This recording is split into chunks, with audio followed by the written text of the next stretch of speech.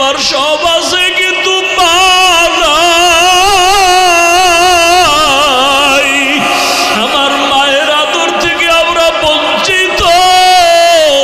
আরে একটা মা সন্তানের যে কত আপন।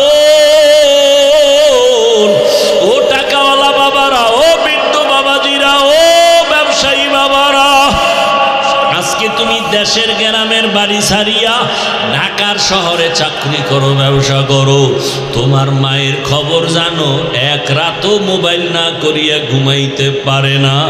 রাত্র যতটাই হোক না কেন বারবার মোবাইল করে, বাবা কেমন আছো, কখন ঘুমাইবা, খানা খাইবা। চোখের পানি। আজকে তুমি টাকার মালিক, বাড়ির মালিক, গাড়ির মালিক, ওই মা বাবার চোখের পানি আর দোয়া ছাড়া আমি চেয়ারে বসতে পারি না রে বাবা। বাড়ির মধ্যে মা কত মেহমান খানা খাওয়ায়, গোশত পাকায়, কিন্তু মা নিজে খায় না। আমার সন্তান একটা আমার কিনারায় নাই। ও আল্লাহর বান্দারা, এই ময়দানে কারা জানি মা হারায় ফেলছো, কে জানো বাবারে হারায় ফেলছো। ওরে আল্লাহর বান্দারা, যার বাবা নাই তার দোয়ার দরওয়াজা একটা বন্ধ, যার মা নাই তার দোয়ার দরওয়াজা দুটোটা বন্ধ হয়ে গেছে। আর যার মা বাবা এখনো আছে, মোনাজাতের পরে বাসায় গিয়ে দেখবা মা ঘুমায় না, বাবাও ঘুমায় না, সন্তানের অপেক্ষায় বারবার বলে বাবা আয়, তাড়াতাড়ি আয়, খানাও খাই নাই তুমি আসবা বলিয়া।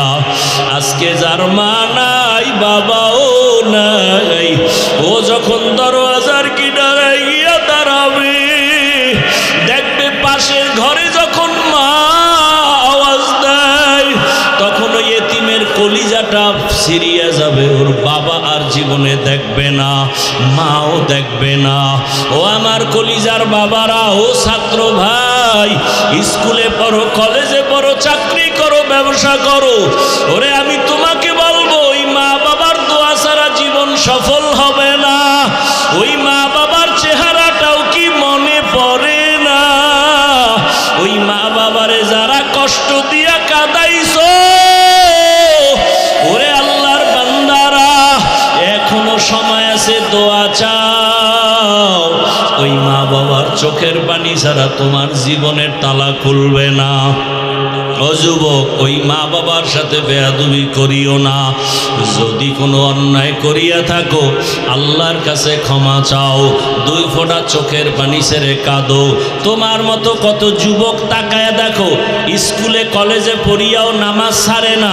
তুমি নিজেরে জিজ্ঞাসা করো, তুমি কেন পারো না? তোমার মতো সন্তান রাস্তায় গাড়ি চালায়, নামাজ ছাড়ে না, বলো বাবা তুমি কেন নামাজ পড়তে পারো না? তোমার মতো কত যুবক র্যাব, আর্মি, পুলিশ, বিডিআরের চাকরি করে, ডাক্তার, প্রফেসর, ইঞ্জিনিয়ার, পাঁচ বেলার নামাজ পড়ে, ও বাবা গাড়ি চালায়, ড্রাইভার, নামাজ পড়ে, বলো তুমি কেন পারো না? ও ব্যবসায়ী বাবারা, আপনার মতো কত ব্যবসায়ী পাঁচ ওয়াক্ত নামাজ পড়ে, আপনি কেন পারবেন না? ও চাকরিজীবী বাবারা, আপনার মতো কত চাকরিজীবী চাকরিও করে, নামাজ পড়ে, আপনি কেন পারবেন না? ও পর্দার আড়ালের মা বোনেরা, আপনার মতো কত মা কত বোন এখনো আছে, পর্দা করে, নামাজ পড়ে, স্বামীর মাল হেফাজত করে, মোবাইলে সময় নষ্ট করে না, একটা সন্তানকে আদর্শওয়ালা বানানোর মেহনত করে। ও আম্মা জানেরা, বোনেরা, আপনারা কি পারেন না সন্তানটাকে আদর্শওয়ালা বানানোর মেহনত করবেন, পাঁচ ওয়াক্ত নামাজ পড়বেন, স্বামীর মাল হেফাজত করবেন এবং মোবাইল থেকে দূরে থাকবেন। যদি আল্লাহ কবুল করে, এখনো সময় আছে, তওবা করেন। আমি শুরুতেই বলেছিলাম, জানি না কার আবু জাহাল ওয়ালা কপাল, জানি না কার কপালটা ওমর ওয়ালা কপাল। ও পর্দার আড়ালের মা বোনেরা, আপনারা তো জানেন এই দুনিয়াতে আল্লাহর এক বড় দুশ্মন ফেরাউন, তার স্ত্রীর নাম আসিয়া। এই এত বড় বেঈমানের ঘরে থাকিয়া আসিয়ার মতো বান্দি জান্নাতি হইয়া কবরে চলে গেছেন। নবীজি বলেন, আসিয়ার সাথে আমি মুহাম্মদের সাথে সাথে জান্নাতে বিবাহ হবে। ও পর্দার আড়ালের মা, আপনার স্বামী তো ফেরাউনের মতো খারাপ না। আপনি যদি নামাজ পড়েন, পর্দা করেন, আপনার স্বামী অনেক খুশি হয়ে যাবে, আপনাকে বাধা দিবে না। এখনো বলবো, আল্লাহর কাছে 2 ফোঁটা চোখের পানি সারিয়া গোপনে গোপনে বলেন, আমার আল্লাহকে বলতে থাকেন, হে মালিক, আর বেপরদায় চলবো না, নামাজ ছাড়বো না, মোবাইলে সময় নষ্ট করব না, স্বামীর মাল হেফাজত করব, সন্তানটাকে আদর্শওয়ালা বানানোর মেহনত করব। ও আমার বৃদ্ধ বাবাজি, যুবক বাবারা, মনে মনে আমার আল্লাহকে বলো, হে আল্লাহ, আমার মতো যুবক জেনারেল লাইনে থাকিয়া যদি নবীর সুন্নত অনুযায়ী নামাজ পড়ে, আলেম ওলামার পরামর্শ নিয়ে চলে, শিক্ষকের দোয়া নিয়ে চলে, আমি কেন পারবো না? আজকে থেকে তওবা করো, আল্লাহকে বলো, আল্লাহ আর নামাজ ছাড়বো না, দাড়ি কাটবো না, বেপরদায় চলবো না, মা বাবার দোয়া নিয়া, শিক্ষকের দোয়া নিয়া, ওলামায়ে কেরামের পরামর্শ নিয়া নবীজির তরিকা আদর্শে চলবো। আর মা বাবার সাথে বেয়াদবি হয়ে থাকলে গোপনে গিয়া ক্ষমা চাইও। মা বাবার কাছে ক্ষমা চাইলে সম্মান কমে যাবে না। শিক্ষকের সাথে বেয়াদবি যদি হয়ে থাকে, ক্ষমা চাইও। শিক্ষকের কাছে ক্ষমা চাইলে সম্মান যাবে না। ও যুবক, ঘরে গিয়া মাকে বলবা, মা আজকে শাহী মহল্লার দিকে ওয়াজ মাহফিলে গেলাম, কত যুবকের দেখলাম চোখে পানি, আমার চোখে কেন পানি আসে নাই? মা, মনে হয় আল্লাহ বেজার হয়ে গেছে। মা, আমি তোমার সাথে অনেক বেয়াদবি করেছি, আজকে তওবা করে আসছি, আর বেয়াদবি করব না। তুমি আমার মাথায় হাত দিয়া দোয়া করে দাও। ও যুবক, যদি মাকে বলতে পারো, দেখবা মায়ের চোখে পানি, মা কান্না করে বলবে, বাবা আয় আয়, মাথায় হাত দিয়া ডাক দেবে, ও আরশে আজিমের মালিক, আমার কলিজার সন্তানটাকে তুমি কবুল করিয়া নাও। মা যদি মাথায় হাত দিয়া দোয়া করে, আবার আরশে আজিমে কবুল। ও যুবকেরা, বাবারে পাইলে দোয়া চাও, মা বাবার দোয়া ছাড়া কপাল খুলবে না। গুনার থেকে আল্লাহর কাছে তওবা করো। জবানের দ্বারা গুনাহ করব না, চোখের দ্বারা গুনাহ করব না, হাতের দ্বারা গুনাহ করব না, ওলামায়ে কেরামের খেদমত করব, আলেম হতে না পারলেও আলেমের দিল থেকে মোহাব্বত করব, আল্লাহর কোরআনটা সিনায় লাগাবো, তেলাওয়াতের চেষ্টা করব। ও আল্লাহর বান্দারা, তওবা করার যদি অন্তরে নিয়ত থাকে, মুনাফিকি না থাকে, খাঁটি অন্তরে তওবা করলে আমার মাওলা কুদরতের দ্বারা কবুল করে নেবেন। তওবার নিয়ত যাদের আছে, মুনাফিকি নাই, আল্লাহর মোহাব্বতে তওবার নিয়তে 2টো হাত আমার আল্লাহকে দেখায় দাও। আয় আল্লাহ, হাতগুলো কবুল করে নেন, তওবা কবুল করে নেন, তওবার উপরে মজবুত হইয়া চলার মতো তৌফিক দান করেন, আমিন। আচ্ছা বলেন তো, আমরা যে ইসলাম মানি, কোরআন মানি, হাদিস মানি, আমাদের ইসলাম, আমাদের কোরআন হাদিস কি দুর্বল? বুঝে তাল মিলেন না, বহু তাল মিলে ভেজাল লাগাইছেন। খুব চিন্তা করে বলেন, আমাদের ইসলাম দুর্বল, আমাদের কোরআন দুর্বল। আচ্ছা, মানুষের জীবনে যত সমস্যা হতে পারে, সব লাইনের সমাধান কি ইসলামে আছে? কোরআনে আছে? একদিক থেকে একটু দুর্বল আছে কোরআন, একদিক থেকে একটু ইসলাম দুর্বল। আল্লাহ বুঝার তৌফিক দান করেন। ভাইরা আমার, এক বিধর্মী জিজ্ঞেস করলো আপনাকে, ভাই আপনাদের ইসলামটা কেমন, আপনাদের নবী মুহাম্মদ কেমন, আপনাদের কোরআন কেমন? বলে অনেক ভালো, অনেক। বলে যেমন? কয় আপনি ব্যক্তি হিসাবে যদি আপনি কোনো সমস্যায় পড়েন, সমাধান ইসলাম দিছে, কোরআনে আছে, হাদিসে আছে। আচ্ছা বলবে, তাহলে আমার ব্যবসার লাইনে কোনো সমস্যা হলে সমাধান কি ইসলামে আছে? আপনি কি বলবেন? পূর্ণাঙ্গ আছে না অপূর্ণাঙ্গ? আচ্ছা, এরপর বলবে চাকরির লাইনে সমাধান কি আপনারা বলেন? আছে। আচ্ছা, সংসারের লাইনে সমস্যার সমাধান আছে। হঠাৎ করতে করতে যদি বলে রাষ্ট্রের সমস্যার সমাধান, তখন আপনি বলবেন না এ বিষয়ে আমি ইসলামটা একটু দুর্বল গেছে, সব বুজুর্গ হয়ে গেছে, ফেরেশতা। হ্যাঁ, রাষ্ট্রের ব্যাপারে আমগো কোরআন একটু দুর্বল, রাষ্ট্রীয় ব্যাপারে সমাধান দেওয়ার ক্ষেত্রে ইসলাম দুর্বল।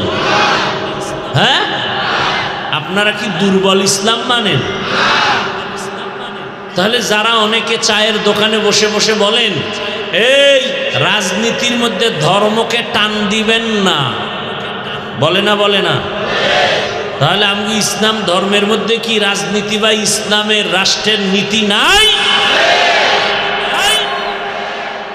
তাহলে আপনি কি বুঝাইলেন? আল্লাহ হেদায়াত দান করুন। দাবি করি মুসলমান, আল্লাহরে মানতে কষ্ট, জানি শান্তির ঠিকানা ইসলাম, মানি না। আপনি না মানলে হুজুরগো দিয়া দোয়া করাইলে কি হবে? হেদায়াত বড় কঠিন জিনিস। আরে আমি হাফিজুর রহমান তো মানুষই না, বক্তা ঠিক, মানুষ হতে পারি নাই। বক্তা হওয়া সহজ, মানুষ হওয়া কঠিন। মাওলানা হওয়া সহজ, মানুষ হওয়া কঠিন। আল্লাহ আমাদেরকে মানুষ হওয়ার তৌফিক দান করেন। আমরা তো ওই মানুষের কাতারে নাই। যারা মানুষ, আল্লাহ নিজে দয়া করে তাদেরকে জান্নাতের টিকিট দিছেন দুনিয়াতেই। এবং শুধু মানুষ না, মানুষ গড়ার কারিগর রহমতের নবী। সেই নবী কেমন নবী? যার চেহারার দিকে এক নজর দিলে জাহান্নামের আগুন হারাম। কেমন রহমতের নবী? যেই রহমতের নবীর চেহারার দিকে একবার তাকাইলে পেটের ক্ষুধা থাকে না। কেমন রহমতের নবী? আম্মা জান আয়েশা রাদিয়াল্লাহু আনহা বলেন, রহমতের নবী রাস্তা দিয়া যখন চলেন, নবীজির ঘাম থেকে মিশকের ঘ্রাণ আসে। আমি আয়েশা রহমতের নবীর ঘাম বোতলে ভরে রাখতাম আর আতর হিসাবে ব্যবহার করতাম। নবী যখন মুস্কি হাসেন, চাঁদের পূর্ণিমার আলো থেকে রসুলের হাসির দাঁতে আরো আলো। সুবহানাল্লাহ। না কেমন মায়ার নবী আমার? যেই রহমতের নবী কোথাও কদম দেন, ওই জায়গা থেকে মিশকের ঘ্রাণ দীর্ঘ বছর পর্যন্ত আসে। এমন মায়ার নবীর বয়ান কত সুন্দর, এমন রহমতের নবীর চেহারা কত সুন্দর, এমন রহমতের নবীর কণ্ঠ কত সুন্দর। সেই নবীকে দেখলো, বয়ান শুনলো, একই দস্তারখানে বসে খাইলো, পাশাপাশি থাকলো। একদিন আর একবার না, টানা 13টা বছর। এরপরেও কপালে কালেমা জুটে নাই। এর নাম কপাল। এর নাম কি? 13 বছর বয়ান শুনছে, একই দস্তারখানে খাইলো, দেখলো, জানলো আব্দুল্লাহর সন্তান মুহাম্মদ কেমন। সব জানার পরে, বয়ান শোনার পরেও কালেমা পড়ে নাই। এমন নিকৃষ্ট বেঈমান কপাল পোড়ার নাম জানেননি?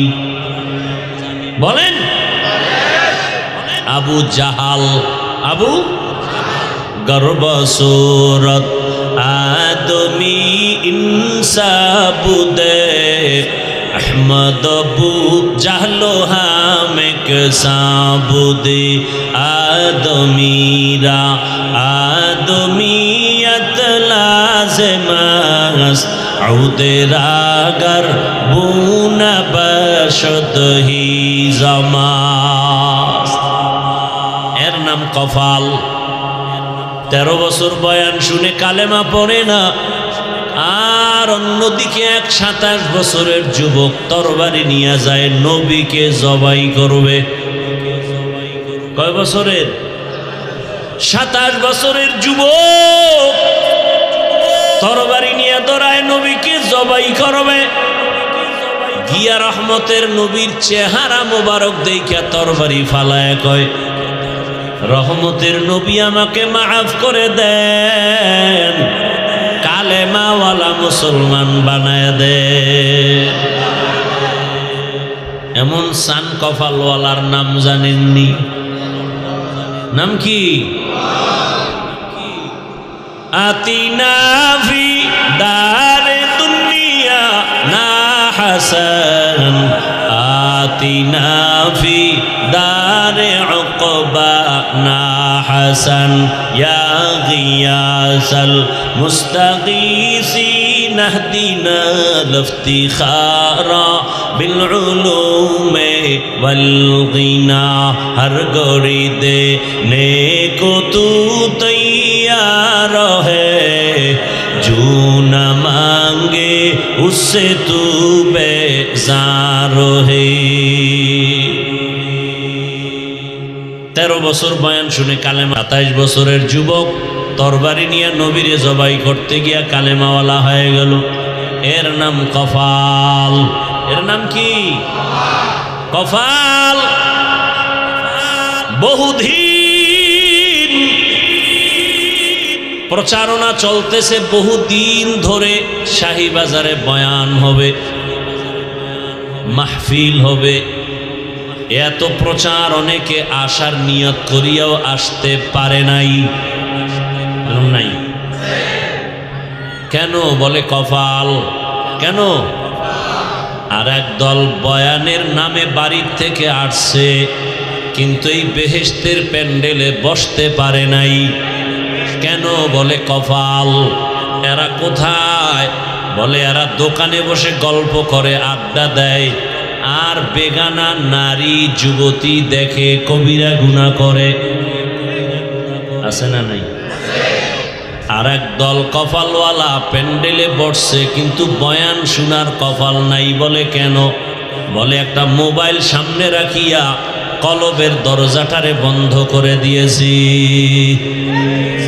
এরাও কপাল এগো কি কপাল আর এক দল মোবাইলও না বয়ানও শুনতেছে কিন্তু নফস শয়তান বারবার তারে আঘাত করে আর কতক্ষণ বাড়ি চল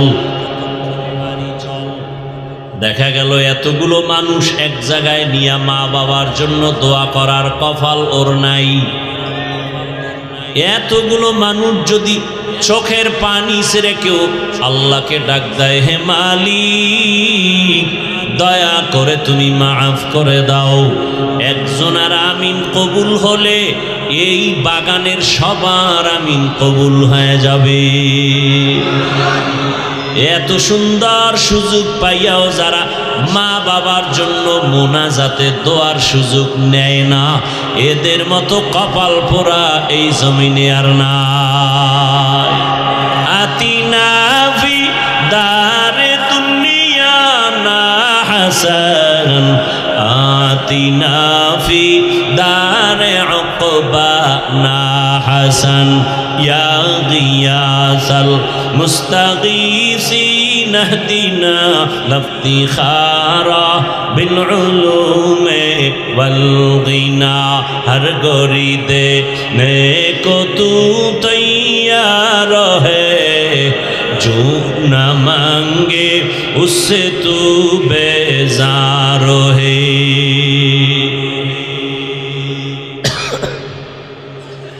সাউন্ড যে কানে স্পষ্ট আসবে অনেক ধাক্কা জোর দিয়া বলার পরে সাউন্ড যায় এত কষ্ট করে কথা বলা যায়? এবার বলেন তো, আপনারা দোয়া করে যাওয়ার কি কপাল নিয়ে বসবেন, না তার আগেই হাত দেখান লাগবো? না এই চালাকি কত বছর দেখাই আমাকে ধোঁকা দিছেন, আর কত দিবেন? কয় ভাই আপনার দাওয়াত, আলহামদুলিল্লাহ। কয় আপনার বাড়ি? কয় নাউজুবিল্লাহ। আপনারা তো সেই মুসলমান। জিন্দেগি মে বন্দগি তু কার নাহি,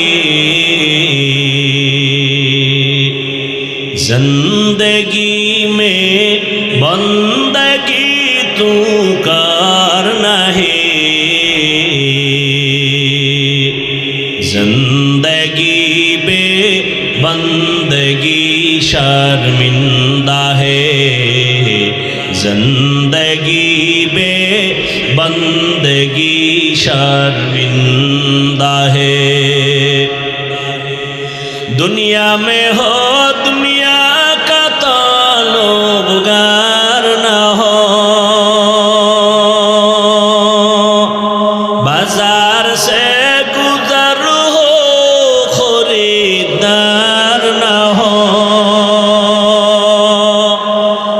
दुनिया एक मिसल कागज़ फूल है, ये दुनिया एक मिसल कागज़ फूल है, जिंदगी में बंदगी तू कर नहीं, जिंदगी बे बंदगी शर्मिंदा है, जिंदगी बे बंदगी शर्मिंदा है, जिंदगी में बंदगी कुन बंदगी, बंदगी बे जिंदगी शर्मिंदगी। আমি যে একটা আয়াত পড়ছি বয়ানের শুরুতে, দুইটা আয়াত একটা হাদিস, না দুইটা হাদিস, সেই শুরুতে দুই আয়াত দুই হাদিস দিয়ে আজকে বয়ান করব। তার এখন পর্যন্ত ধারেও যেতে পারি না, অর্ধেক বয়ান হয়ে গেছে। এই অর্ধেক বয়ান কি করলাম, প্যান্ডেল আর আপনাদের মনোযোগকে ঠিক করলাম এই অর্ধেক টাইমে। কার কপাল আবু জাহাল মার্কা আর কার কপালটা ওমরের মতো, এটা টের পামু মোনাজাত পর্যন্ত। এতক্ষণ কপাল ঠিক করার বয়ানে অর্ধেক শেষ। বাংলা বুঝেননি? এবার বুঝেন আপনারা কেমন চান কপাইল্লা, যে শুধু আপনাদের অন্তরের মনোযোগটা এদিকে ঘুরানোর জন্য, একুরেট ভাবে কিছু কথা শুনবেন, সেই মন ঠিক করার জন্য আমার এত টাইম গেল। এরপরেও যদি কেউ উঠিয়া যায়, এরপরেও যদি কেউ অমনোযোগী হয়, তাহলে বুঝা গেল আবু জাহাল এখনো মরে নাই। দেখতে থাকবেন মোনাজাত পর্যন্ত, ওমরের কপালওয়ালা কারা আর আবু জাহিল্লা কপালওয়ালা কারা, দেখতে থাকবেন। তবে দোয়া করি আল্লাহ ওমরওয়ালা কপাল আমাদেরকে দান করুন। এইবার আমার আয়াত আর হাদিসের তর্জমাটা বলি, তারপরে কিছু ব্যাখ্যা আপনাদের আগ্রহের উপরে ইনশাআল্লাহ। মোনাজাত পর্যন্ত ধৈর্য হবে, আল্লাহ তৌফিক দান করেন। ইয়া আইয়ুহাল্লাযীনা আমানুত্তাকুল্লাহা আকুলু কাওলান সাদীদা। আল্লাহ বলেন, হে মুমিন, তোমরা আল্লাহকে ভয় করো, তাকওয়া অর্জন করো, এবং জবান দিয়া যা বলো সঠিক শালীন ভাষায় বলো। লাভ, ইউসলিহ লাকুম আমালাকুম ওয়া ইয়াগফির লাকুম যুনুবাকুম। দুইটা লাভ হবে। এক নাম্বার লাভ, তোমার যাবতীয় ভুল আমলগুলো আমি সঠিক করে দিব। দুই নাম্বার লাভ হলো তোমার জীবনের সব গুনাহ মাফ করে দিব। আমাইয়ুতিল্লাহ ওয়া রাসূলাহু যে বা যাহারা আল্লাহ এবং রসুলের অনুসরণ করবেন ফাকাদ ফাযা ফাওজান আযীমা, তাদের বিজয়টা হবে চূড়ান্ত বিজয়। বলে কেমন? বলে তারা বিনা হিসাবে জান্নাতি। হাদিস পড়েছি দুইটা, নবীজি বলেন আল মুসলিমু মান সালিমাল মুসলিমুনা মিন লিসানিহি ওয়া ইয়াদিহি, যেই ব্যক্তি মুসলমান ওই ব্যক্তি পরিপূর্ণ মুসলমান যার জবানের দ্বারা হাতের দ্বারা অন্য কোন মুমিন মুসলমান কষ্ট পায় না। বুঝেননি? জবানের কথার দ্বারাও কেউ কষ্ট পাবে না, হাতের কাজের দ্বারাও কারো কষ্ট দেয়া হবে না। সেই হবে আসল মুমিন, সে হবে আসল মুসলিম। আর একটা হাদিস পড়েছি, নবীজি বলেন মাইয়াজমান লিমা বাইনা লাহিয়াইহি ওয়া মা বাইনা রিজলাইহি আজমান লাহুল জান্নাহ। রহমতের নবী বলেন দুইটা জিনিস তোমরা হেফাজতের জিম্মাদারি নাও, আমি রসুল তোমাকে জান্নাতে নেওয়ার জিম্মাদারি নিব। কয় জিনিস? এক হলো দুই ঠোঁটের মাঝে জবানের হেফাজত করো, দ্বিতীয় হলো লজ্জাস্থানের হেফাজত করো। এই দুইটার হেফাজত যারা করবা আমি নবী ওয়াদা দিলাম তাকে আমি জান্নাতে নেওয়ার জিম্মাদার হয়ে গেছি। আয়াত দুইটা, হাদিস দুইটার তরজমা শেষ, আলোচনার বিষয় দুইটা। এক নম্বরে আল্লাহকে ভয় করো, দ্বিতীয় হলো জবানকে হেফাজত করো, জবানকে হেফাজত করো। আল্লাহ তাআলা সূরা আহজাবের এই আয়াত আল্লাহ তাআলা কেন বললেন জবান হেফাজত করো, কান হেফাজত করো কেন বলেন নাই? হাত হেফাজত করো কেন বলেন নাই? জবানের কথা কেন বললেন? বলে পুরা বডির মধ্যে জবান হলো একটা কঠিনতম অস্ত্র। জবানের মতো অস্ত্র তেমন কঠিন নাই। কঠিন এক অস্ত্রের নাম জিহ্বা। প্রতিদিন সকালবেলা মানুষ যখন ঘুম থেকে উঠে হাত জবান থেকে পানা চায়, আল্লাহ জবানের ভেজাল থেকে মাফ করো, বাঁচাও। চোখ পানা চায়, আল্লাহ জবানের ঝামেলা থেকে আমি চোখেরে বাঁচাও। বুঝেননি? খেয়াল করিয়েন। আচ্ছা, জবান থেকে পানা চায় কেন? চোখ হাত পা কেন? কয় ঝামেলাটা আগে জবানে বাজায়, এরপরে হাতের উপরে ফিডা শুরু হয়। ঠিক নি? জবান আগে ঝামেলা বাজায়, ঝামেলার কারণে চোখের উপরে আঘাত। জবানে যদি ঝামেলা যুক্ত কথা না বলে তো হাত নিরাপদ, পা নিরাপদ, চোখ নিরাপদ। জবান এমন একটা কঠিন ঝামেলা যুক্ত অস্ত্র। যেমন আমগো দেশে আছে 2 টাকা দামের ব্লেড। ব্লেড এমন একটা অস্ত্র যে ডানেও কাটে, বামেও কাটে, সামনেও কাটে, পেছনেও। জিহ্বাটাও কিন্তু ব্লেডের মতো চারপাশে ধার, যেদিকে মারে কাটে। মায়েরে বলে মাও কষ্ট পায়, বাবারে বললেও কষ্ট পায়। জিহ্বা দিয়া কষ্টের কথা ভাইকে বললেও বেজার হয়। জিহ্বা নামের কথায় আল্লাহও বেজার।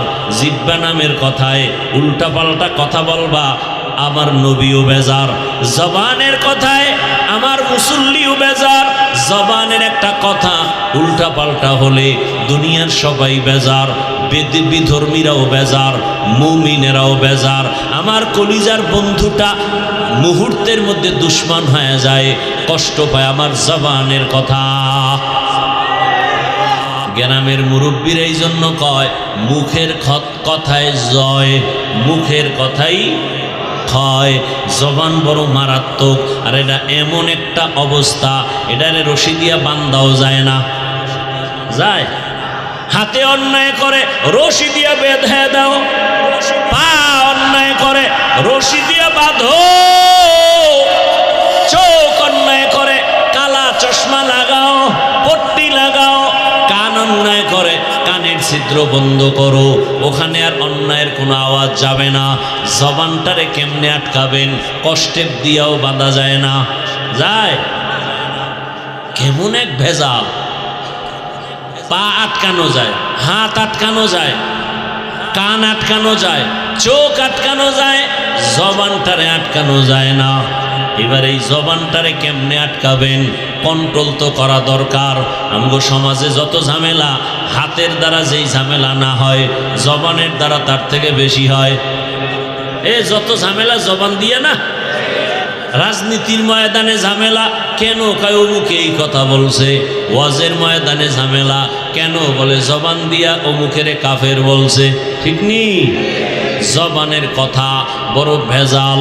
পুরা শান্ত পরিবেশ অশান্ত হয়ে যায় জবানের একটা কথার দ্বারা। কি? মাত্র একটা কথা, কেমন যেন পুরো দেশটা উল্টা পাল্টা হয়ে গেছে। কথা কন না কেন? কিসের কথা? এক কথা পুরা দেশ আউলে গেছে। ভাইরা আমার,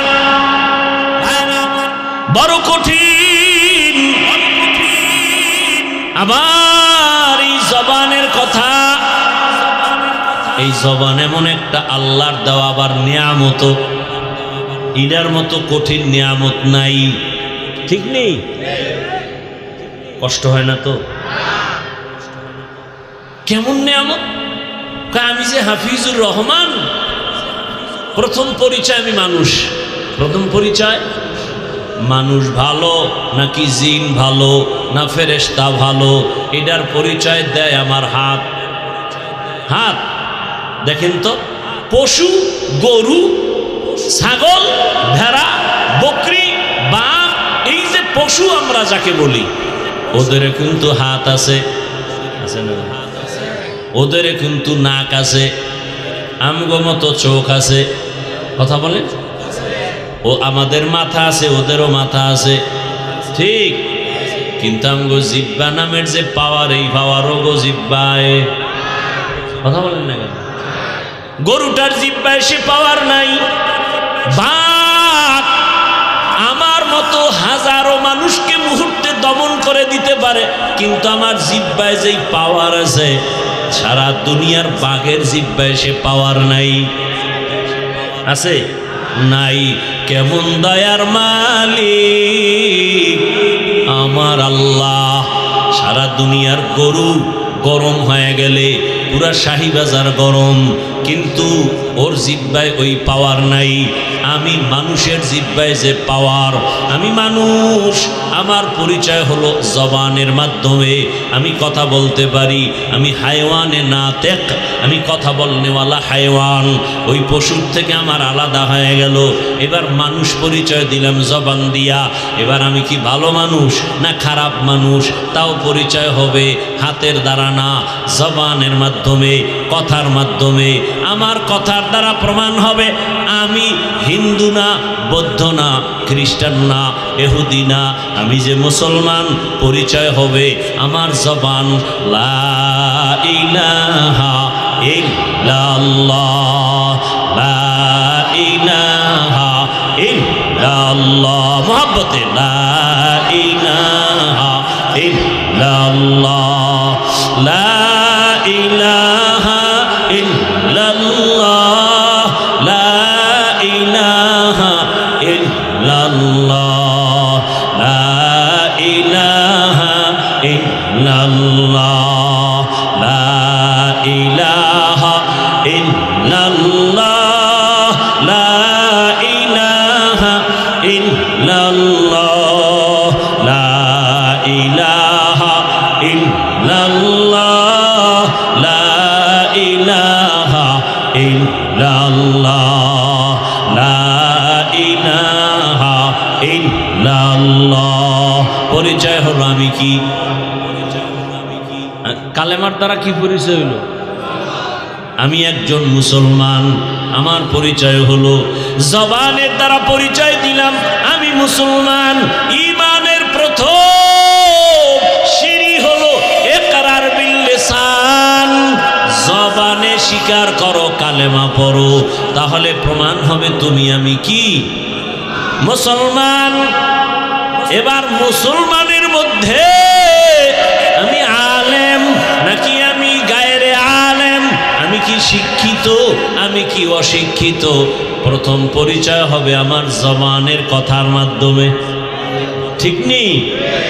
এরপরে আলেম পরিচয় হলো, এরপরে আমি ভালো আলেম না খারাপ আলেম, আমার কথার মাধুর্যতায় পরিচয় দিবে আমি সন্তান ভদ্র নাকি অভদ্র, আমি সভ্য নাকি অসভ্য, আমি সুন্দর নাকি অসুন্দর, আমার আখলাক কেমন, আমার আমল কেমন, আমার কথার দ্বারা প্রথম পরিচয় হবে, ঠিক কিনা?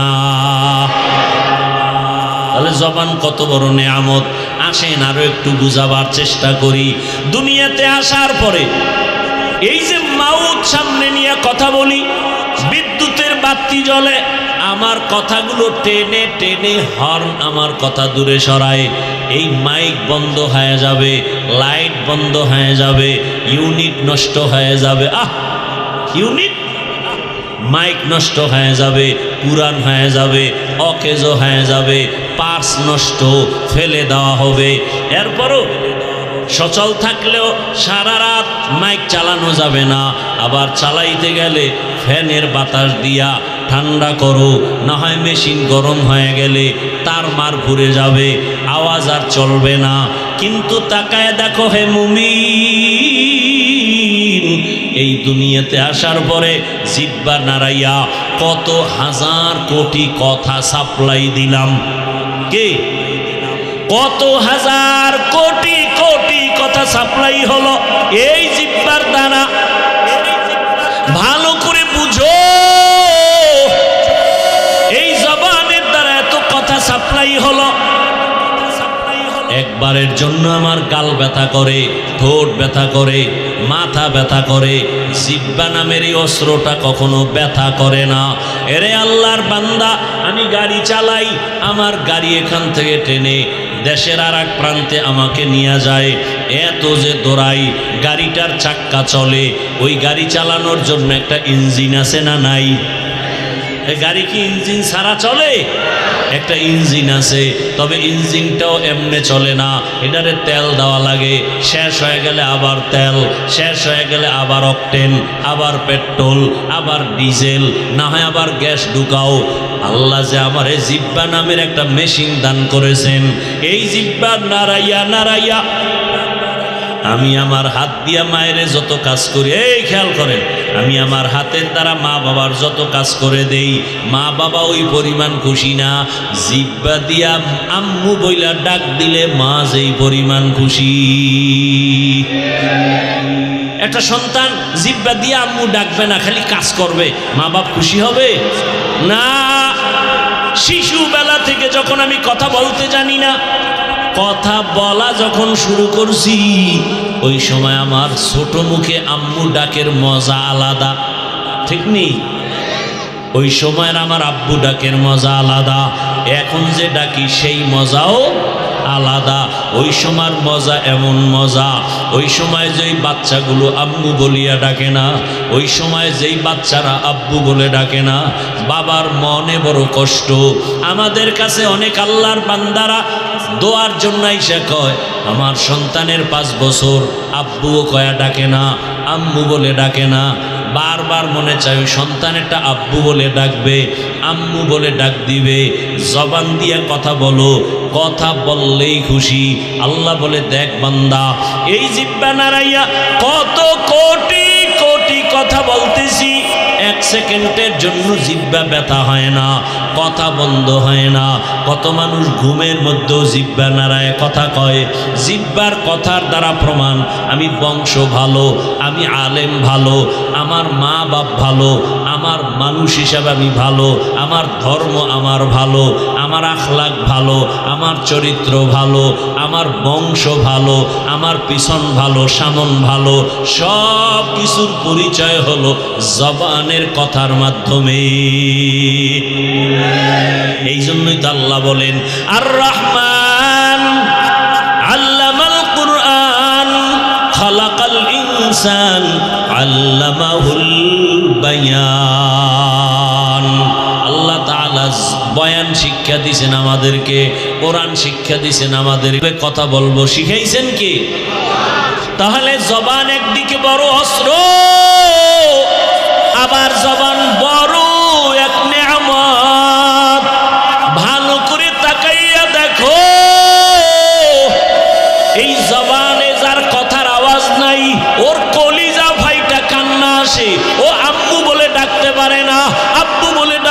পারে না, ও মনের ভাষাটা বুঝাইতে পারে না, ইশারায় বলে আর চোখের বাড়ি ছেড়ে কাঁদে। আর তোমার আমার মনের যত ব্যথা তুমি মাকেও বলতে পারো, মাকে বুঝায় বললে মায়ের চোখে পানি। জবান দিয়া কথা বুঝাইয়া যদি একটা ছাত্র অন্যায় কইরা ওস্তাদের কাছে বুঝায় বলে, ওস্তাদের মনটা নরম, ক্ষমার চোখে দেখে, চোখে পানি আসে। একটা সন্তানের অন্যায় করিয়া জিব্বার কথা বুঝায় বলতে পারলে মায়ের দিলটা নরম। ও আল্লাহর বান্দারা, এই জিব্বা নামের নেয়ামতের শুকর তুমি কি আদায় করেছো? আমার মাওলার আদালতে জবাব দিতে হবে। আল্লাহ কয় এই জবানের কথা এমন বলিও না যে দুনিয়াতেও তোমার ক্ষতি, আখেরাতেও ক্ষতি। জবানটারে তাড়াতাড়ি কন্ট্রোল করো। জবানের দ্বারা মানুষের মাঝে মাঝে এমন বেফাহেশ কথা বের হয়, জবানের কথায় হঠাৎ আমার কলিজার বন্ধুটা দুশ্মন হয়ে যায়। জবানের একটা কটু কথায় আমার মা বাবা পর্যন্ত আমাকে বরদোয়া করে, আমার আপনজনেরা দূরে সরে যায়। জবানের একটা কথায় একজন হিন্দু কালেমাওয়ালা হয়ে যায়। মাগরিবের নাম এশার নামাজের সময় বয়ান করে আসলাম, ওই সিরাজদিখান এলাকা মুন্সিগঞ্জ এক হিন্দু ছেলে আইসা কালেমা পড়তে চায়। আমি বললাম তোমার কোর্টের কাগজ আছে নাকি, এভিডেভিডের কাগজ? বলে নাই। চলো মান। আমি বললাম এখন কালেমা পড়ানো যাবে না, দেশের অবস্থা বড় খারাপ, পরিস্থিতি বড় খারাপ। কিন্তু ছেলে রেডি, বলে না আমি আল্লাহর দ্বীন ও ইসলামের বাইরে যাব না, কারণ ইসলাম আমার কাছে বড় ভালো লেগেছে। অথচ মুসলমানের দিনে বয়ান, রাত্রে বয়ান, ফজরের পরে বয়ান, জোহরের পরে বয়ান, আসরের পরে বয়ান, জুমার দিনের বয়ান, আমাদের তাবলীগওয়ালাদের বয়ান, পীর মাশায়েখের বয়ান, তাবলীগওয়ালাদের বয়ান, বক্তাদের বয়ান। এত বয়ানের পরেও তাকাইয়া দেখো মসজিদে ফজরের নামাজে খালি। কেন? বলে আমার কাছে নামাজ ভালো লাগে না, রোজা ভালো লাগে না, তেলাওয়াত ভালো লাগে না। তো ভালো লাগে কি? নাচ গান ভালো লাগে। এক পর্যায়ে দেখা যায় বউ পর্যন্ত এই গান বাজনার পিছনে ঘুরার কারণে বেশ্যা হয়ে যায়। মাইয়া বাবার কথা মানে না, ছেলে বাবার কথা মানে না, এলাকার মানুষ পর্যন্ত তার উপরে ঘৃণার বরদোয়া করে। ও আল্লাহর বান্দারা, একটা বিধর্মী পাগল কালেমাওয়ালা হওয়ার জন্য, কারণ ওর অন্তরে এত মায়া। মুসলমানের নবী, রহমতের নবী, বড় দয়ার নবী, বড় মায়ার নবী, ওই হিন্দু ছেলেটার দিলের মধ্যে এমন আঘাত করেছে। ওলামায়ে কেরামের বয়ান ওর সিনায় আঘাত করে, খ্রিস্টানের সিনায় আঘাত লেগে গেছে, কলেজের ছেলের সিনায় আঘাত, স্কুলে পড়ে কলবে আঘাত। বলেন আর নামাজ ছাড়বো না, আর বেপরদায় চলবো না। অথচ কিছু মুসলমানের এমন হালাত, আল্লাহ জানে, নবীও চিনে, কোরআনও বুঝে, এরপরও হুজুরের গালি দেয়, নামাজও পড়ে না, রোজাও রাখে না, অন্যে নামাজ পড়ে তাও ভাল লাগে না, অন্যে দাড়ি রাখে তাও পছন্দ করে না, অন্যে পর্দা করে তাও পছন্দ করে না, নিজে এক টাকার সহযোগিতাও মাদ্রাসা মসজিদে করে না, বরং বারবার ভেজাল লাগায়, মুসলমানের বদনাম সারা জায়গায় ছড়ায়। আর কয় ইসলাম মানতে চাই না, আমাদের ইসলাম মানার দরকার নাই, কোরআন পড়ানোর দরকার নাই, বয়ান করার দরকার নাই। আছে না নাই? কত বড় নিকৃষ্ট কপাল পোড়া! একটা বিধর্মী পর্যন্ত ইসলামের দিকে আকৃষ্ট পাগল, আর মুসলমানের ঘরে জন্ম নিয়া ইসলাম মানতে তো চায় না, বরং উল্টা বিরোধিতা করে। ঠিক নি? আমি দাড়ির বয়ান করছি, মুসলমান কয় বয়ান করিয়েন না।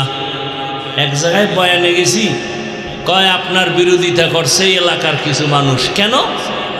কয় আপনি দাড়ির ওয়াজ বেশি করেন তো, এই জন্য পছন্দ করেন, দাড়ির ওয়াজ বেশি করে এই জন্য ভাল লাগে না। আরে দাড়ির ওয়াজ আমি করব কেন?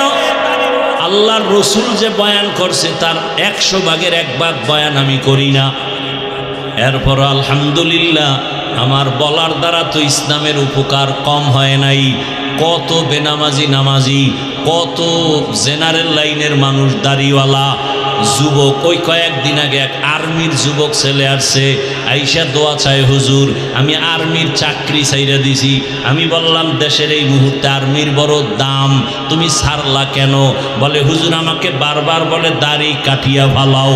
আমি এক পর্যায়ে সহ্য করতে না পারিয়া বলছি স্যার আমি চাকরি ছাড়বো, দাড়ি ছাড়বো না। এরে আল্লাহর বান্দা, সব কিছুর মূল এই জিহ্বা নামের অস্ত্র। এই একটা জিহ্বা দিয়া কত দিকে দৌড়ায়। এই জিহ্বা দ্বারা, এই একটা জিহ্বা দ্বারা অপরিচিত যুবক আর অপরিচিত মাইয়া, যুবক জিহ্বা দিয়া কয় তোরে বিয়া করব, মেয়েটা বলে কবুল, সাক্ষী থাকলে বিয়া রেডি। কথা কন না কেন? সাক্ষী লাগবে না? না সিফা সাফায় কবুল হইলই হবে না, জবানের কথায় কবুল হয়ে গেছে।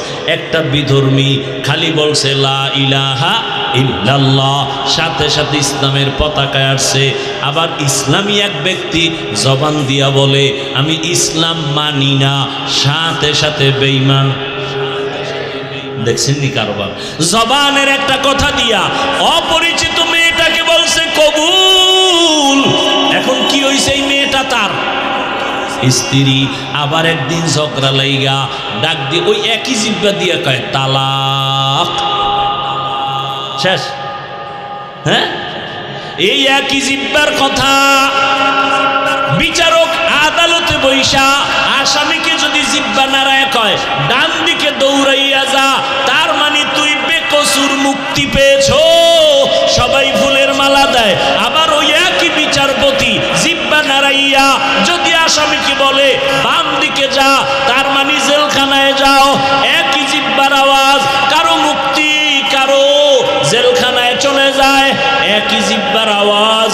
আমার এক কথায় বউ তালাক, আবার এক কথায় অপরিচিত মাইয়া স্ত্রী হয়ে যায়। আমার এক কথায় বেঈমান থেকে মুমিন, আবার জবানের একটা কথায় মুমিন থেকে বেঈমান। বুঝেননি কথা? তাহলে জিহ্বার পাওয়ার কেমন? কত পাওয়ার ওয়ালাই জিহ্বা। ভাইরা আমার, এই জবানের তেলাওয়াত এত আকর্ষণীয়, মজার তেলাওয়াত। জিহ্বা দিয়া যত সুন্দর করে তেলাওয়াত করে, মানুষের দিল চুম্বকের মতো টানে। আবার এই জিহ্বা নাড়ায় কতজনে গান গায়, মানুষ বিরক্ত বোধ করে, খারাপ জানে। এই জবান দিয়া প্রশংসা করে, এই জবান দিয়া বদনাম করে, ঠিক নেই? একই জিহ্বার কত কাম। আল্লাহ কয় ভালোটা যদি ধইরা রাখতে চাও জবানটারে কন্ট্রোল করো। ভালো মানুষের পরিচয় দিতে হলে জবান কন্ট্রোল করো। ইমানের পরিচয় দিতে চাইলে জবানটারে কন্ট্রোল করো। জবানটারে কেমনে কন্ট্রোল করি? হাতের তো বান্ধা যায়, চোখ আটকানো যায়, জিহ্বা আটকানো যায় না, এটা রশি দিয়া বাঁধাও যায় না, কষ্টেপ লাগানো যায় না, সুপারগুলো লাগানো যায় না। আল্লাহ কয় এটাকে আটকানোর একটা মেডিসিন আমি মাওলার কাছে আছে, আমি তোরে মেডিসিনটা দিলাম। ওই মেডিসিনের নাম হলো তাকওয়া। হর কে দারত খৌফে হকদার দিল মদম জন্নতুল মাওয়া দেহত রামাকাম জুজবা হক চি জে মখাজ ইনসুজা ফজলে উ মস্তে দর জুমলা জাহাঁ। ভাইরা আমার, আল্লাহ তাআলা বলেন এই জিহ্বা কন্ট্রোল করার একমাত্র মেডিসিনের নাম তাকওয়া। এজন্য আয়াতের শুরুতে আল্লাহ বলেন জবানকে কন্ট্রোলের আগে বলে আমি আল্লাহকে ভয় কর। আল্লাহকে ভয় করার নাম তাকওয়া। এখানে যদি আমি আপনাদের প্রশ্ন করি আপনারা কারা কারা আল্লাহকে ভয় করেন, আমি প্রশ্ন করলে সবাই হাত উঠায় বলবে হুজুরদের থেকে বেশি আমরা ভয় করি, অথচ ফজর পড়ে নাই, জোহর পড়ে নাই, আসর পড়ে নাই, মাগরিব পড়ে নাই, এশার নামাজও পড়ে নাই। মোনাজাতের পরে গিয়া মোবাইল চালাবে, দরজা লাগাইয়া মোবাইল হাতে নিয়া চোখের জেনা, অন্তরের জেনা, জবানের জেনা, হাতের জেনা, সারা রাত মোবাইল হাতে নিয়া গুনা গুনা গুনা, ফজরও পড়ার খবর থাকবে না। সেও বলে আমি আল্লাহকে ভয় করি। আবার একদল নামাজ পড়ে সুদ খায়, সেও বলে আল্লাহকে ভয় করি। আর একদল গরিবের উপরে জুলুম করে, সেও বলে আমি আল্লাহকে ভয় করি। আর একজনে বেপরদায় আড্ডা দেয়, সেও বলে আমি আল্লাহকে ভয় করি। আমি নামাজ পড়ি, পর্দা করি, হালাল খাই, আমিও বলি আমি আল্লাহকে ভয় করি। দুই ভয় কি সমান?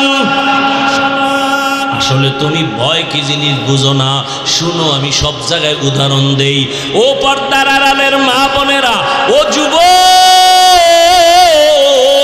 ও বৃদ্ধ বাবাজি, কান লাগাইয়া শুনো। একটা সন্তান মা বাবাকে ভয় করে, বলে তার প্রমাণ কি? মা বাবার সামনে অন্যায় করে না। একটা ছাত্র শিক্ষকের ভয় করে, প্রমাণ কি? শিক্ষকের সামনে ছাত্র অন্যায় করে না। ঠিক নেই? কেন? মাইরের ভয়।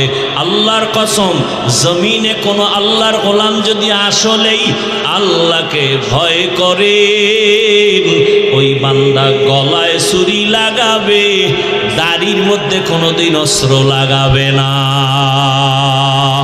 হরকে দারাত খৌফে হকদার দিল মাদম জন্নতুল মাওয়া দেহদ রামকাম জুজবা হকচি জে মগাজ ইনসুজা ফজলে উআ মস্তে দরজুম লা জাহা। ও আমার কলিজার যুবক, কয়দিন বাহাদুরি করে দুনিয়াতে চলবা? তোমার চোখের সামনে কত বাহাদুর লাশ হয়ে গেল। এমন একটা দিন নাই যুবকের লাশের খবর নাই। পানির নিচে যুবকের লাশ, গাড়ির নিচে যুবকের লাশ, ঘুমের বিছানায় যুবকের লাশ। কয়েকদিন আগে দেখো নাই এই ফেসবুকের গোলাম বাবারা? কয়েকদিন আগে দেখছো এক আল্লাহর বান্দা বিদেশে চাকরি করিয়া টাকা পয়সা অলংকার নিয়া ঢাকা এয়ারপোর্টে আসছে, বাড়ি যাবে বেড়াবার জন্য ছুটি নিয়ে আসছে। এয়ারপোর্টে তার সন্তান পরিবার গাড়ি নিয়ে হাজির। ওই বেচারা যুবক টাকা পয়সা অলংকার সব টলিমলি নিয়ে সব হাদিয়া নিয়ে গাড়ির মধ্যে উঠিয়া বাড়িতে রওনা। সন্তান হাতে পাইয়া চুমু খায়, কত আনন্দ। আনন্দ করতে করতে স্ত্রী সন্তান নিয়ে বাড়িতে গাড়ি চলছে, অনবরত গাড়ি চলে। চলতে চলতে চলতে চলতে বাড়ির পার্শ্বে আর একটু সময় বাকি আছে। হঠাৎ করে আমার মাওলার কুদরতের খেলা, ড্রাইভার গাড়িটা পানির মধ্যে ফেলে দিয়েছে। তোমরা ফেসবুকওয়ালারা অনেকে জানো, কিন্তু আকাম করতে করতে কলব নষ্ট হয়ে গেছে। এগুলো দেখাও অনেকের কলবের মধ্যে ধাক্কা লাগে না, অনেকে জানেও না, অথচ সারা দুনিয়ার বাঙালিরা দেখছে আর চোখের পানি ফেলছে। ওই আল্লাহর বান্দা গাড়িটা পানির মধ্যে পড়িয়া যাওয়াতে স্ত্রী জায়গায় মরে গেল, সন্তানও মরে গেল। ওই বিদেশি যুবক হাতের মধ্যে টাকা অলংকার নিয়া হাউ মাউ করে কাঁদে আর মিডিয়ার সামনে বলে, দীর্ঘ বছর বিবাহ করিয়া ঘরে থাকতে পারি নাই, মানুষ বিয়া করিয়া বিবি বাল বাচ্চা নিয়া একসাথে থাকে, খাইয়া না খাইয়া একটা আনন্দ আছে। আমি আনন্দ মাটি করিয়া টাকার জন্য বিদেশ গেলাম। আজকে আমি স্বর্ণ অলংকার নিয়া আমার বিবি পরিবার নিয়া শান্তির আনন্দ করার জন্য ছুটি নিয়ে আসলাম। আমার কপাল কেন এত খারাপ? আমার হাতের উপরে আমার কলিজার সন্তানটা মরিয়া গেল, আমার সন্তানে আমার চোখের সামনে আমার স্ত্রী চলিয়া গেল। আমার এখন এই টাকা দিয়া কি হবে? আমার আমার অলংকার দিয়া কি হবে? আমার মতো কপাল পোড়া কেউ নাই। আধা ঘন্টা গাড়ি টানলে বাড়ির দরজা রেডি, কিন্তু আমার মাওলায় এমন বাড়ি নিছে, আমার বাড়িওয়ালারা নাই, আর আমি এখন একা বাড়ি চলবো। আমি ঘরে যাইয়া কি করব? আমার ঘরের দরজা কান্না করা শুরু করবে, কারণ আমার আপন বাচ্চাটা চলে গেল, আমার স্ত্রী চলে গেল। এই সংসারের বাগান যে সাজাইছে সে যদি না থাকে, আমি বেঁচে থেকে কি লাভ হবে? ও আমার যুবক বাবারা, ও ব্যবসায়ী বাবারা, ও চাকরিজীবী বাবারা, চোখের সামনে এত কিছু দেখো, আর কত গুনাহ করবা। আমার মাওলার কথা কি তোমার দিলে ধাক্কা লাগে না? আমরা মনে করছো ওলামায়ে কেরাম বুঝি মিথ্যা বলি, আল্লাহর কোরআন বুঝি সত্য না। কেন বিশ্বাস করো না রে বাবা? মহামারী করোনার কথা কি মনে নাই? স্কুল কলেজ বন্ধ, চাকরি বন্ধ, ব্যবসা বন্ধ, দোকান বন্ধ, ফ্যাক্টরি বন্ধ, রাস্তাঘাট গাড়ি চলাচল বন্ধ। একবারও কি তোমার মনে নাই ওই কঠিন সময় একটা মাদ্রাসাও বন্ধ হয় নাই? মনে আছে? একটা মাদ্রাসাও বন্ধ হয় নাই, একজন আলেম না খাইয়াও মরে নাই। ওই সময়ে করোনা যাকে ধরে ফেলেছে, বাবার করোনা, ছেলে কাছে যায় না, মরার ভয়। ওই সময় ছেলে শিক্ষিত কুলাঙ্গার, বাবার করোনা, এক পর্যায়ে বাবা মরেই গেল। ওই সময় এলাকার গরিব কিছু ছেলেদের টাকা দিয়া কয়, যা বাবার লাশটা রাস্তায় ফেলে দিয়া আস। রাস্তায় ফেলে দিছে, ছেলেরা দরজা লাগায় দিছে, জানালা লক করে দিছে। বাবার লাশ রাস্তায় ফালানোর পরে তাকাইয়াও দেখে নাই কুলাঙ্গার সন্তান বাবার লাশটা কি কুকুরে খাইলো না জানাজা হলো, একবারও দেখে নাই। ও শাহীবাজারের মুসলমান বাবারা, ও পর্দার আড়ালের মা বোনেরা, কার জন্য জীবন কাটাইয়া বুড়া হইছ?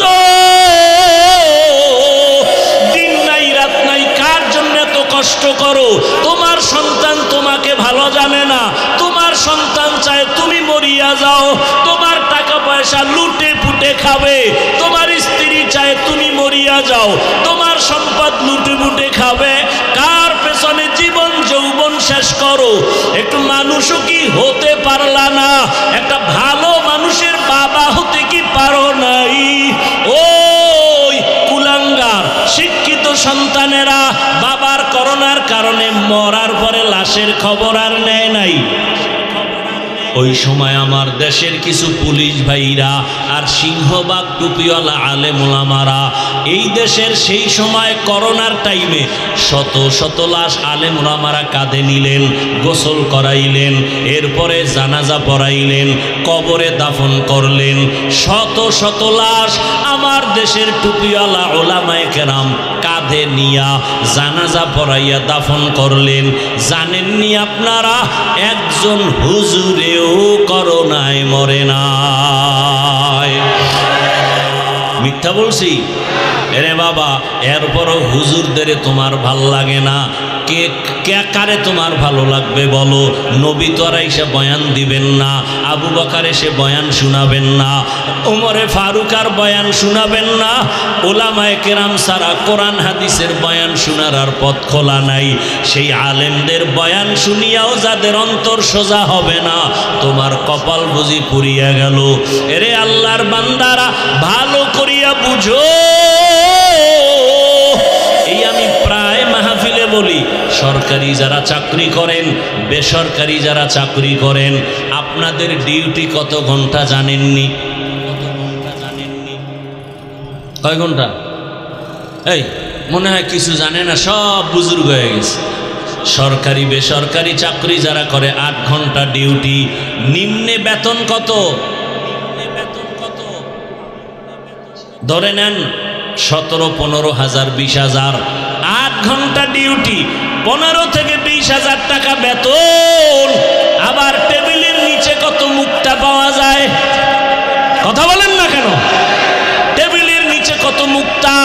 8 ঘন্টা ডিউটি, আবার বেতন নিম্নে 20,000, আবার টেবিলের নিচে কত এবার আমাকে আপনারা জবাব দেন, আপনাদের আশেপাশের মসজিদে ইমাম সাহেবরা কয় ঘন্টা ডিউটি করে? বলেন না কেন? এটা বলতে কষ্ট লাগে না? জানেন না ইমাম সাহেবরা মসজিদে কত ঘন্টা ডিউটি করে? 24টা ঘন্টা। বলেন বেতন কত দেন? হ্যাঁ, 5000। শহর এলাকায় একটু বেশি হতে পারে, গ্রাম অঞ্চলে গিয়া গতকাল এক জায়গায় জিগাইলাম, কয় 2500। ইমামের বেতন, খতিবের বেতন 3000। 24 ঘন্টা ডিউটি, তাও আবার রিমান্ডের মতো রাখে। রিমান্ড, জহুরের নামাজে ইমাম সাহেব নাই, রাস্তায় খাড়াইয়া আসরের সময় কয়, ওই ইমাম সাহেব জহুরের সময় গেছিলেন কই? ইমাম সাহেব কয়, কে তুমি? আমি রিক্সা চালাই। তোমার এত পাওয়ার কেন? কয়, মাসে 5 টাকা বেতন দেই। এরকম বেয়াদব নাই? 24 ঘন্টা ডিউটি, বেতন 5000। উঁচু পর্যায়ে থাকলে 10,000, তাও মাসে মাসে দেওয়া হয় না। বাকি আর বাকি, সভাপতি দেয় 100 টাকা। কথা বল না কেন? সেক্রেটারি দেয় 50 টাকা। এইভাবে খয়রাত কইরা কইরা উঠাইয়া একজন ইমাম খতিবের বেতন দিতে হয়, রিমান্ডের মতো রাখে। বলেন এর মতো জুলুম কি দুনিয়াতে আর হতে পারে? 24 ঘন্টা ডিউটি। ইমাম সাহেবের মনে হয় একটু ওভার টাইম আছে গার্মেন্টসে, না? হ্যাঁ, দুনিয়ার সব ওভার টাইম করে, ইমামের 24 ঘন্টায় ওভার টাইম কই? এরপর ইমাম সাহেব এই জুলুমের শিকার হইয়া কোনোদিন কেউরে গালি দিছেনি? কোনোদিন জুমায় বলছে, আপনারা যদি আমার বেতন 30,000 না করেন, আসরের নামাজের থেকে এই সূরাগুলো উল্টা পড়া হবে? বলছে? কোনোদিন কোন কমিটির বিরুদ্ধে মানববন্ধন করেছে? করে নাই। বরং যখনই মোনাজাত দেয় কলিজা ভরে দোয়া করে, আল্লাহ এলাকায় শান্তি দাও, অসুস্থ রোগী সুস্থ বানাও, কবরওয়ালাদের জান্নাত দাও, ব্যবসায়ীদের ব্যবসায় বরকত দাও। এরপরেও এই জমিনে যারা বলে হুজুরেরা খারাপ, আমি বলি তোমার 14 বংশের রক্ত সবার খারাপ। রক্ত ভালো না, তাড়াতাড়ি রক্তের চিকিৎসা কর, রক্তের ভিতরে ক্যান্সার ঢুকেছে। ও আমার আল্লাহর বান্দারা, ও মায়ার নবীর উম্মতেরা, কয়দিন জবানটাকে কন্ট্রোল করো। কেমনে কন্ট্রোল করবা? তাকওয়ার রশি লাগাও, আল্লাহর ভয়। আর এই তাকওয়ার ঠিকানা কোথায়? বলে ওলামায়ে কেরামের কলবে তাকওয়া, ওলামায়ে কেরামের সোহবতে তাকওয়া। আল্লাহর ওলি যারা, যাদের বয়ানে দিল নরম হয়, চোখে পানি আসে, আমল বেড়ে যায়, এমন আল্লাহওয়ালাদের কাছে যাও, দেখবা তোমার দিল সোজা হয়ে যাবে। আল্লাহর মোহাব্বতওয়ালা বান্দাদের কাছে যাও, আর আখিরাতের কথা ভাবো, মরণের কথা ভাবো। আজকে শাহীবাজারের বয়ান রাত্র 12টা পর্যন্ত মানুষ বসে বসে বয়ান শুনে। ও যুবক, আগামীকাল এই বাগান আর থাকবে না, তুমি এখন সুস্থ। বুঝাবার জন্য বলি, হতে পারে কালকে তুমি হবা হসপিটালের রোগী, না হয় এমনও যদি হয়ে যায় আল্লাহ পাক তোমাকে নিয়ে যাবেন। তুমি গিয়া বাসায় মোবাইল চালাইয়া যখন দরজা লাগায় ঘুমাবা, 10টা 11টায় আম্মু যখন ডাকবে, হঠাৎ দেখবে আওয়াজ নাই। ও বাবা, তোমার আজরাইল আসিয়া জীবনটা নিয়ে গেল।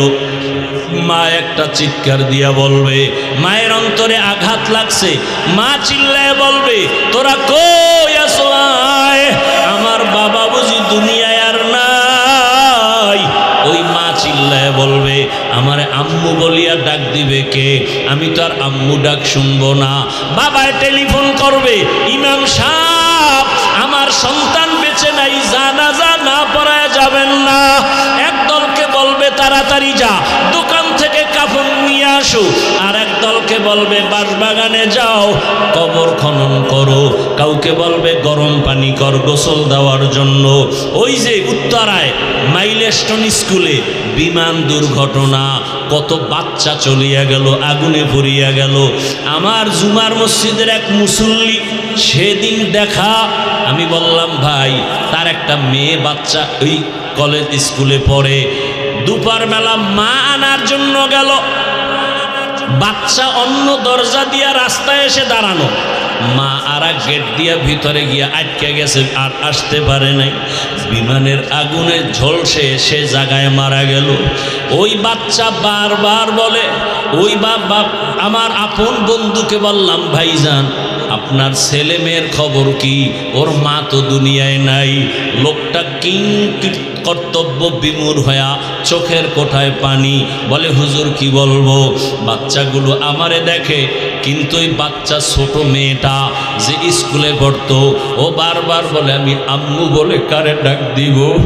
আমারে আম্মুর আদর কে দিবে? ওরে আমি তো বুঝতেছি ওরা টাকা দেই, খানা দেই, পোশাক দেই, যা কিছু দেই না কেন, ওই বাচ্চাদের মনের মধ্যে একটা জ্বলন জ্বলতে আছে। ওদের কেমন যেন কিসের অভাব, টাকাও দেই, খানাও দেই, কিন্তু ওই বাচ্চাগুলো এতিমের মতো ডানে একবার তাকায়, বামে তাকায়, বলতে পারে না ওরা বা দেখি আমার সব আছে কিন্তু মা নাই। আমার মায়ের আদর থেকে আমরা বঞ্চিত। আরে একটা মা সন্তানের যে কত আপন। ও টাকাওয়ালা বাবারা, ও বৃদ্ধ বাবাজিরা, ও ব্যবসায়ী বাবারা, আজকে তুমি দেশের গ্রামের বাড়ি ছাড়িয়া ঢাকার শহরে চাকরি করো, ব্যবসা করো, তোমার মায়ের খবর জানো? এক রাতও মোবাইল না করিয়া ঘুমাইতে পারে না। রাত্র যতটাই হোক না কেন বারবার মোবাইল করে, বাবা কেমন আছো, কখন ঘুমাইবা, খানা খাইবা, চোখের পানি।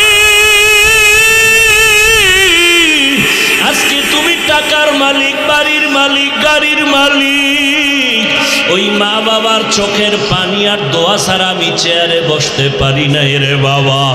বাড়ির মধ্যে মা কত মেহমান খানা খাওয়ায়, গোশত পাকায়, কিন্তু মা নিজে খায় না। আমার সন্তান একটা আমার কিনারায় নাই। ও আল্লাহর বান্দারা, এই ময়দানে কারা জানি মা হারায় ফেলছো, কে জানো বাবারে হারায় ফেলছো। ওরে আল্লাহর বান্দারা, যার বাবা নাই তার দোয়ার দরওয়াজা একটা বন্ধ, যার মা নাই তার দোয়ার দরওয়াজা দুটোটা বন্ধ হয়ে গেছে। আর যার মা বাবা এখনো আছে, মোনাজাতের পরে বাসায় গিয়া দেখবা মা ঘুমায় না, বাবাও ঘুমায় না, সন্তানের অপেক্ষায় বারবার বলে বাবা আয়, তাড়াতাড়ি আয়, খানাও খাই নাই তুমি আসবা বলিয়া। আজকে যার মা নাই, বাবাও নাই, ও যখন দরওয়াজার কিনারায় গিয়া দাঁড়াবে, দেখবে পাশের ঘরে যখন মা আওয়াজ দেয়, তখন ওই এতিমের কলিজাটা ছিঁড়িয়া যাবে। ওর বাবা আর জীবনে দেখবে না, মাও দেখবে না। ও আমার কলিজার বাবারা, ও ছাত্র ভাই, স্কুলে পড়ো, কলেজে পড়ো, চাকরি করো, ব্যবসা করো, ওরে আমি তোমাকে বলবো, ওই মা বাবার দোয়া ছাড়া জীবন সফল হবে না।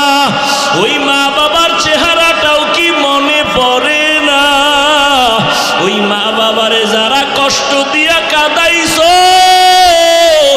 ওরে আল্লাহর বান্দারা, এখনো সময় আছে, দোয়া চাও।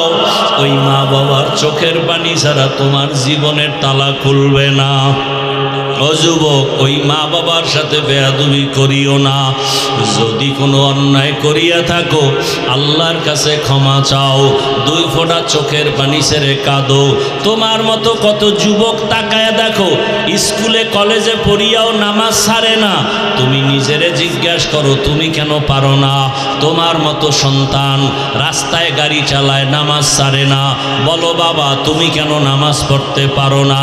তোমার মতো কত যুবক র্যাব, আর্মি, পুলিশ, বিডিআরের চাকরি করে, ডাক্তার, প্রফেসর, ইঞ্জিনিয়ার, পাঁচ বেলার নামাজ পড়ে, ও বাবা গাড়ি চালায়, ড্রাইভার, নামাজ পড়ে, বলো তুমি কেন পারো না? ও ব্যবসায়ী বাবারা, আপনার মতো কত ব্যবসায়ী পাঁচ ওয়াক্ত নামাজ পড়ে, আপনি কেন পারবেন না? ও চাকরিজীবী বাবারা, আপনার মতো কত চাকরিজীবী চাকরিও করে নামাজ পড়ে, আপনি কেন পারবেন না? ও পর্দার আড়ালের মা বোনেরা, আপনার মতো কত মা কত বোন এখনো আছে পর্দা করে, নামাজ পড়ে, স্বামীর মাল হেফাজত করে, মোবাইলে সময় নষ্ট করে না, একটা সন্তানকে আদর্শওয়ালা বানানোর মেহনত করে। ও আম্মা জানেরা, বোনেরা, আপনারা কি পারেন না সন্তানটাকে আদর্শওয়ালা বানানোর মেহনত করবেন, 5 ওয়াক্ত নামাজ পড়বেন, স্বামীর মাল হেফাজত করবেন এবং মোবাইল থেকে দূরে থাকবেন? যদি আল্লাহ কবুল করে এখনো সময় আছে, তওবা করেন। আমি শুরুতেই বলেছিলাম, জানি না কার আবু জাহালওয়ালা কপাল, জানি না কার কপালটা ওমরওয়ালা কপাল। ও পর্দার আড়ালের মা বোনেরা, আপনারা তো জানেন এই দুনিয়াতে আল্লাহর এক বড় দুশমন ফেরাউন, তার স্ত্রীর নাম আসিয়া। এই এত বড় বেঈমানের ঘরে থাকিয়া আসিয়ার মতো বান্দি জান্নাতি হইয়া কবরে চলে গেছেন। নবীজি বলেন, আসিয়ার সাথে আমি মুহাম্মদের সাথে জান্নাতে বিবাহ হবে। ও পর্দার আড়ালের মা, আপনার স্বামী তো ফেরাউনের মতো খারাপ না।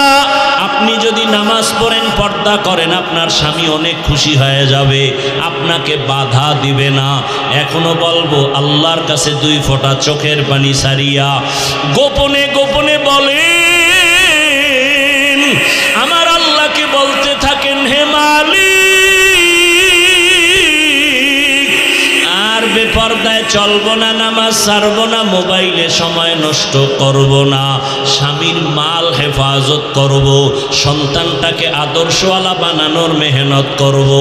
ও আমার বৃদ্ধ বাবাজি, যুবক বাবারা, মনে মনে আমার আল্লাহকে বলো, হে আল্লাহ, আমার মতো যুবক জেনারেল লাইনে থাকিয়া যদি নবীর সুন্নত অনুযায়ী নামাজ পড়ে, আলেম ওলামার পরামর্শ নিয়ে চলে, শিক্ষকের দোয়া নিয়ে চলে, আমি কেন পারবো না?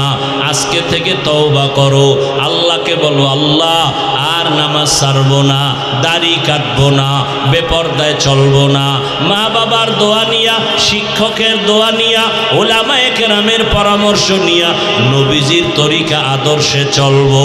আর মা বাবার সাথে বেয়াদবি হয়ে থাকলে গোপনে গিয়া ক্ষমা চাইও। মা বাবার কাছে ক্ষমা চাইলে সম্মান কমে যাবে না। শিক্ষকের সাথে বেয়াদবি যদি হয়ে থাকে, ক্ষমা চাইও। শিক্ষকের কাছে ক্ষমা চাইলে সম্মান যাবে না। ও যুবক, ঘরে গিয়া মাকে বলবা, মা আজকে শাহী মহল্লার দিকে ওয়াজ মাহফিলে গেলাম, কত যুবকের দেখলাম চোখে পানি, আমার চোখে কেন পানি আসে নাই? মা, মনে হয় আল্লাহ বেজার হয়ে গেছে। মা, আমি তোমার সাথে অনেক বেয়াদবি করেছি, আজকে তওবা করে আসছি, আর বেয়াদবি করব না। তুমি আমার মাথায় হাত দিয়া দোয়া করে দাও। ও যুবক, যদি মাকে বলতে পারো, দেখবা মায়ের চোখে পানি, মা কান্না করে বলবে, বাবা আয় আয়, মাথায় হাত দিয়া ডাক দেবে, ও আরশে আজিমের মালিক, আমার কলিজার সন্তানটাকে তুমি কবুল করিয়া নাও। মা যদি মাথায় হাত দিয়া দোয়া করে, আবার আরশে আজিমে কবুল। ও যুবকেরা, বাবারে পাইলে দোয়া চাও, মা বাবার দোয়া ছাড়া কপাল খুলবে না। গুনার থেকে আল্লাহর কাছে তওবা করো। জবানের দ্বারা গুনাহ করব না, চোখের দ্বারা গুনাহ করব না, হাতের দ্বারা গুনাহ করব না, ওলামায়ে কেরামের খেদমত করব। আলেম হতে না পারলেও আলেমের দিল থেকে মোহাব্বত করব। আল্লাহর কোরআনটা সিনায় লাগাবো, তেলাওয়াতের চেষ্টা করব। ও আল্লাহর বান্দারা, তওবা করার যদি অন্তরে নিয়ত থাকে, মুনাফিকি না থাকে, খাঁটি অন্তরে তওবা করলে আমার মাওলা কুদরতের দ্বারা কবুল করে নেবেন। তওবার নিয়ত যাদের আছে, মুনাফিকি নাই, আল্লাহর মোহাব্বতে তওবার নিয়তে 2 হাত আমার আল্লাহকে দেখায় দাও। আয় আল্লাহ, হাতগুলো কবুল করে নেন, তওবা কবুল করে নেন, তওবার উপরে মজবুত হইয়া চলার মতো তৌফিক দান করেন। আমিন।